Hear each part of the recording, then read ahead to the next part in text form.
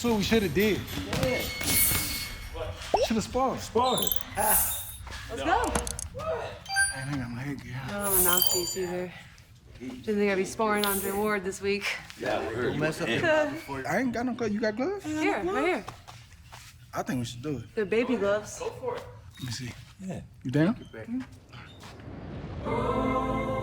Mikaela Mayer is a motive force in the rise of women's boxing.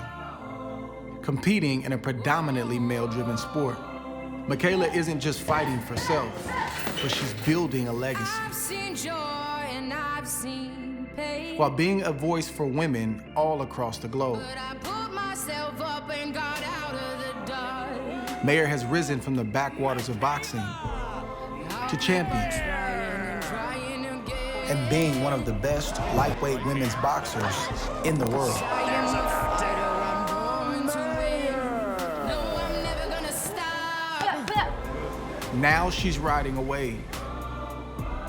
A wave in large part that Mikaela and other strong voices in women's boxing are responsible for. No, I'm never giving up. Causing some skeptics to become believers. And it's over! Another first round stoppage! My eyes faded as I reach for the top. No, I'm never gonna stop. Which has fueled a growing recognition that women's boxing isn't a lesser sport than the men's equivalent. Mission accomplished for Mikaela Mayer tonight. The main impression she leaves isn't about ambition, though. It's more like gratitude. The satisfaction of a woman who has found her calling and herself. It's more like boxing has saved her life, and she wants to make it proud of her. Woo! Working with the champ. I will climb. Yes, sir.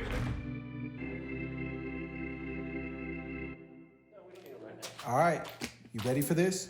Are you gonna try and make me cry like Mark Kriegel? He loves that. Let's do this.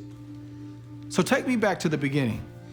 How'd you end up falling in love with a sport like boxing? Really, for me, boxing just fell into my hands. Like, nobody in my family ever boxed before.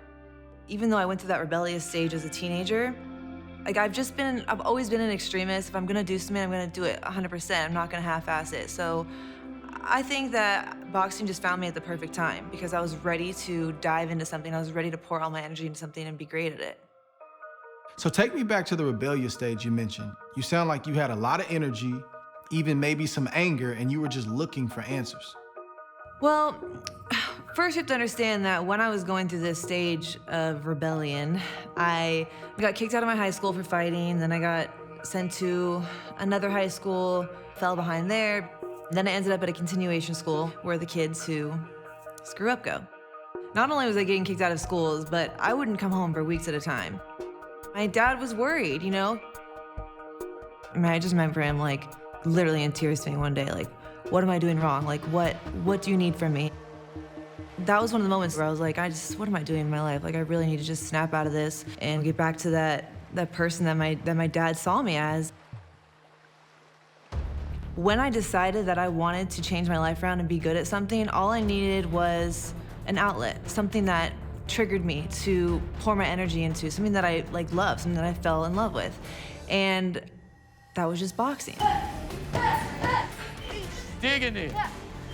A couple months in, I just totally turned my life around, cracked down in school, cut off a lot of friends, and said I wanted to be the best female fighter in the world.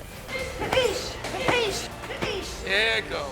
I ended up graduating a little bit early from high school and just poured everything into training. Act like you get me. Good, good, good. How does a 17-year-old girl from Southern California find a 70-year-old coach like Al Mitchell? If most teenagers were to go home and tell their parents after 2 weeks of training, I want to go to the Olympics, Dad. I know I just started this sport, but I want to train for the Olympics. It's in 2 years. They would call you crazy. My dad saw me going to the gym every day and really passionate about something. You know, he really supported me in it. And so he got on the computer, started looking around, and there was an article on the USA Boxing website talking about this program up here with a two-time Olympic coach at the time named Al Mitchell, and it was in Michigan. I'm like, whatever. I'm like, two-time Olympic coach sounds great to me. About a week later, it goes, I got a hold of him. They want you there in 2 weeks. And I'm like, what? So he's like, yeah, they want you there in 2 weeks because school starts. I got there the day school started. And the next morning, I was up at 5 a.m. meeting with Coach Al for the first time. When she come to me, she came in the wintertime, a little summer outfit on, because she come from California. Snow like I don't know what. Day I drove around, show how things was and everything. Do the jog now. Coach Al is known for raising multiple national champions, world medalists, Olympians. So you had Mayweather, Antonio Tarver, Andre Ward, and David Reed, and he had Vernon Forrest as his world champion. He had tons of guys. She should be 130 here. So I knew that he was the coach that was gonna get me to where I wanted to go. Right on the money. Remember, no one punch unless it's a jab. You throw right hand, hook goes with it. All right, I protect you. Okay? You're doing good. She first come in the gym. She looked at me, she said, Coach, who I'm spar? I don't see no girls in here. I said, you go spar the boys. Good shot. Good shot. And I said, if you stay in here, if you box them and hold your own, you'll stay here. If not, you'll quit. You carrying your back leg a lot better today and everything. But you stand over here all the time. You going, shift here, okay? So I remember some of the boxers say, including me, I said, she ain't gonna last 2 or 3 months. Move your head side to side, Mikaela. Not straight in the middle. You gotta get hit. He will openly say, like, my dad would roll over in his grave if he knew I was training a female.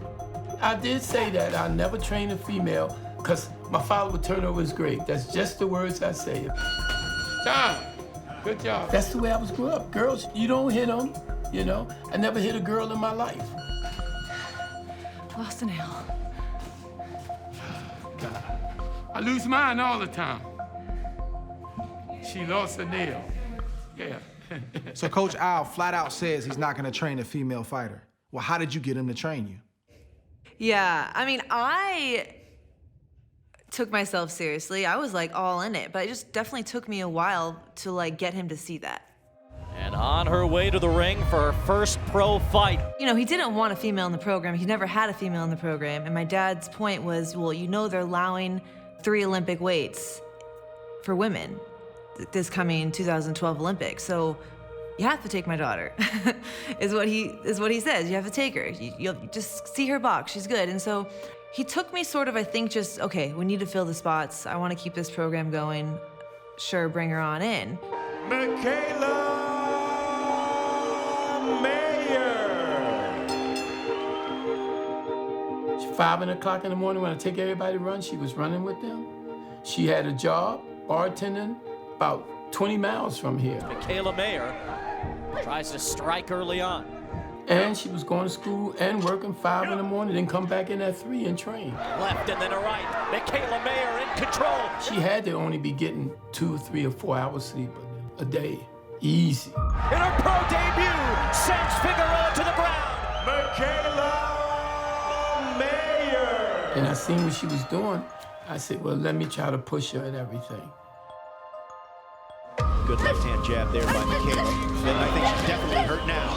Yeah. Stabbed her and she's down. Already stunned her. Already. Back against the ropes, one hand. She's not defending herself.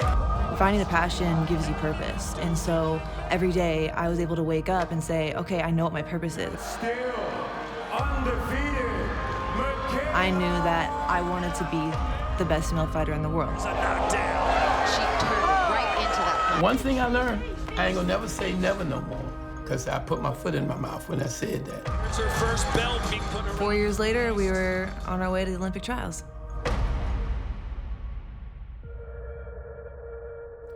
You missed out on the 2012 Olympic Games in London. Tell me, what was it like to have accomplished so much, but just fall short from making the Olympic squad? I was excited about that next stage in my life because I've been wanting to make the Olympic team and, you know, being young and living in the Olympic Training Center with other athletes and the whole Team USA was just like a cool experience. But also I knew that like Coach Al was the one to get me there. And so I think what really made him believe in me, even after so many years together, was the 2012 Olympic Trials tournament. This is when she showed me her character. She lost her second fight. It's double elimination in the Olympic trials. And you're going to loser bracket. So it's number loser you fighting all the way to get back to the championship round. And she made it all the way back and for Queen to pass Olympic again and lost by 2 or 3 points. And I told her then, I said, I never had a boy boxer or a man boxer do something like that. Get in a loser bracket and come all the way back. That's never been done before. She the first one did it.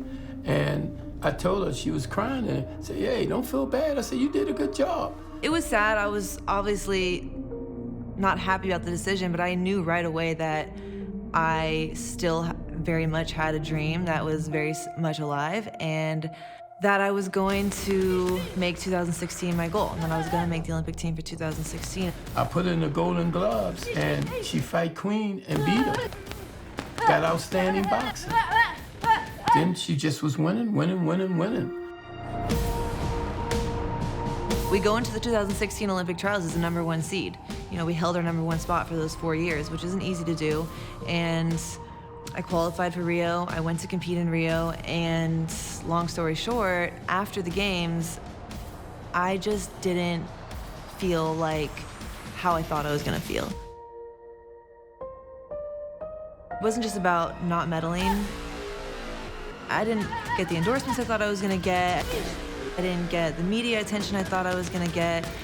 It was really like, wow, all this work, and what do I have to show for it? I wanted more. Like, I wanted the world to see what I was capable of. And I knew right then and there that it was just time to move on from amateur boxing.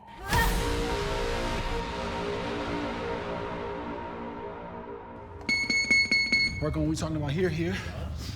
Thank Here, just a little.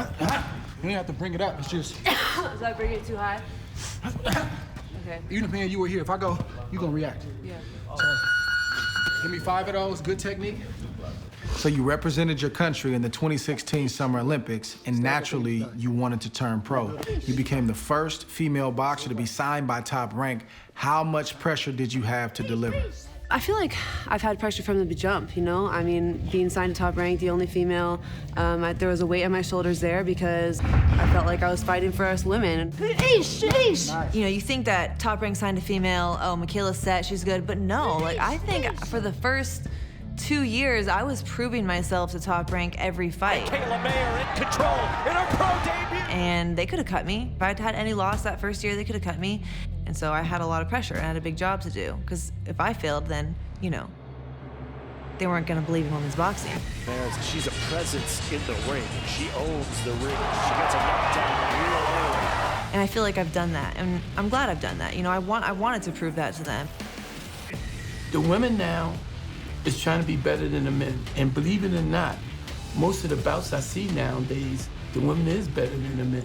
And to get that way, they got to charge up there and do all they can and everything. Good combination there by Mayer. Mikaela showed that she can box. And then when you look at the smaller weights, oh, it's gangsters. It's like walking in a landmine. This fight has been all Mikaela Mayer.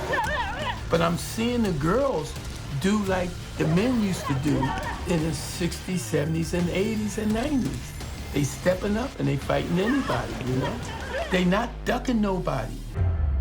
So I love how you let your boxing speak for itself, but you've also been very vocal about wanting to fight the best, and you got the title fight you were asking for against Brodnicka.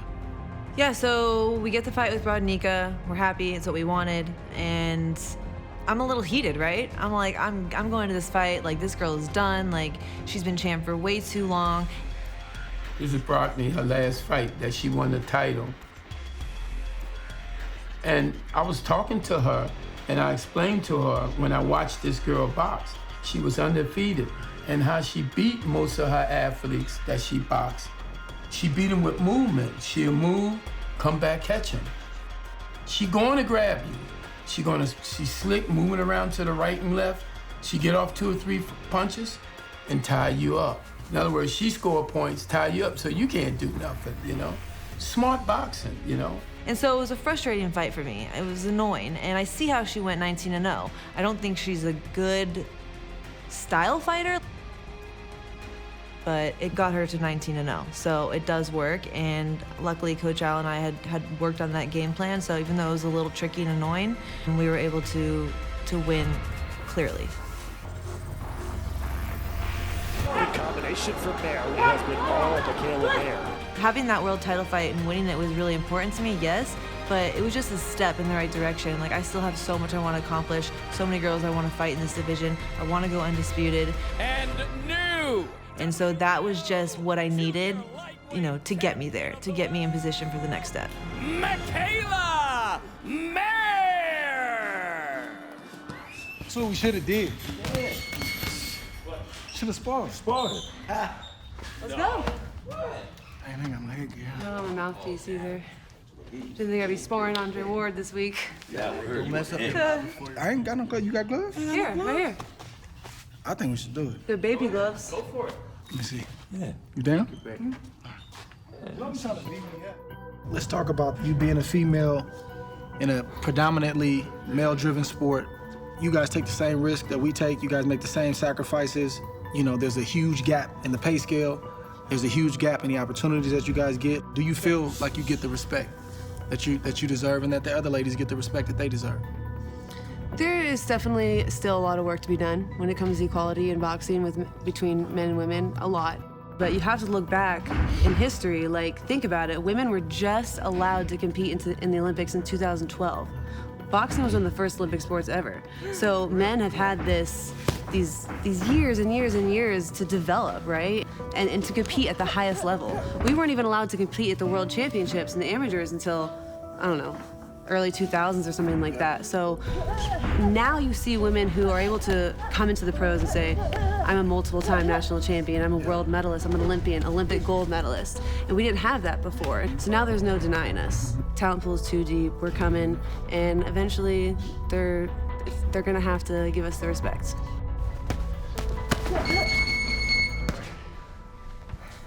Woo. Working with the champ. Yes, sir. So do you have a problem with females only fighting 2-minute rounds instead of 3? All the modifications that the ladies deal with that the men don't have to deal with, are you a fan of that, or you feel like give us even Steven? I want to do what the guys do. Here's my thing. Why are we in a rush to do what the men do if we're not receiving the same treatment? And it's not going to go hand in hand. If they give us 12 3-minute rounds, they're not going to automatically up our pay. They're not going to automatically start signing more women and putting us on networks. I'm not going to do more until they do more. What am I? Right. Until they start treating women like that and like they do the men, then why are we going to fight for what the men do? That's interesting. I like that. I haven't heard that take from a lady fighter yet. It's normally like, no, give us equality, but it's like, I like that. It's like, this is prize fighting. Like, if you're gonna up my prize and give me more for my sacrifice, because that's more punches you're taking. I admire that about you, because you know you're in the thick of your career right now. You just won a title, but you keep shouting out women in general, not just you. Like, why do you care so much about the other ladies coming behind you? Well, because I know what that's like. I knew how hard it was for me to get to where I am because there was no path. If you look back at the last generation of women, you know, Mia St. John and Lucia Riker, Christy Martin, Layla. What happened? It just sort of fell off. I had to create this path as I went on, and I had to learn and I had to adjust, and there really was no blueprint. And I don't want that to happen again. That it shouldn't happen again. The talent pool is too deep. There's too many young women coming up. I want people to see women's boxing, right? So I've always said, every time I step into the ring, because I have this platform, I have a duty to prove that we belong on this stage. I'm representing a lot of women every time I walk into that ring. And so I think that a lot of girls coming up who see me and want to be in my position, or want to be an Olympian, or want to fight professionally, yeah, I am a role model to them now because I've done it and I've helped to pave a way for them. But there's still bumps in the road when it comes to pursuing a career in the pros. And by the time I'm done, I want that to be a smooth road. So when it's all said and done and you fight your final fight, what do you envision yourself doing after boxing? So I'm always thinking ahead, and I know that I'm not going to box forever, and I do want to stay in the sport that I love, and so I always saw myself eventually doing some boxing commentating.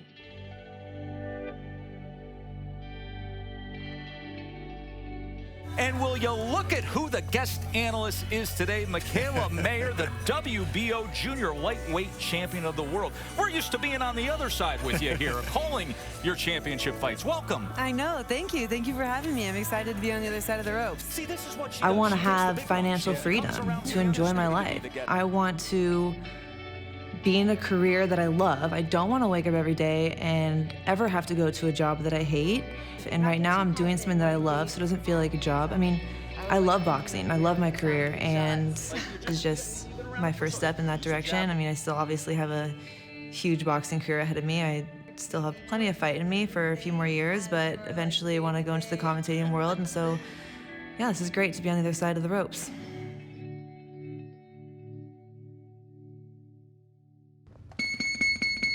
You see what I'm doing? A lot of movement, I'm not giving you a rest. I'm not throwing punches. Right. I see stuff, but I'm just unnerving you. You can't. You got to keep working on that. Yeah. Let's go. Where do you see yourself in your career right now? And what can the fans expect from Mikaela Mayer in the future? This is sort of the time in my career where my legacy is going to come into play. I'm all out of position. You right there. Bang. Bang. That was beautiful. We put in a lot of time. We've really started from scratch. Good. That's the way to punch this. A huge amateur career. 14 pro fights. Mayer, the undefeated rising star in women's boxing. Coach Al asked me the other day, he's like, did you ever imagine yourself in this position? And I'm like, well, yeah, Coach, I did. I had to believe that we were going to be in this position because this is everything we've been working for. Digging it. We're in position now as a world champion to fight the other world champions and become undisputed. And whoever becomes undisputed at 130 is going to leave a huge legacy behind because this is a very stacked division for women. There's tons of talent here.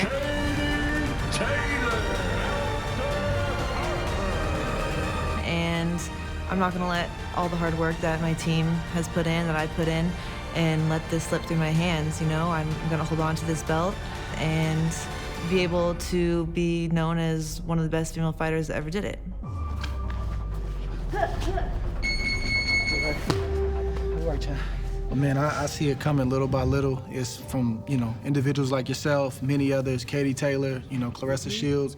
You guys are paving the way, and I support you guys. There's a lot of other male fighters that support you guys, so we're gonna keep doing our thing, but we need you guys to keep doing your thing and not just fight, but keep being a voice for the ladies, man. So much respect, and yeah, you're gonna have a fan for life from me. Appreciate you. Thanks.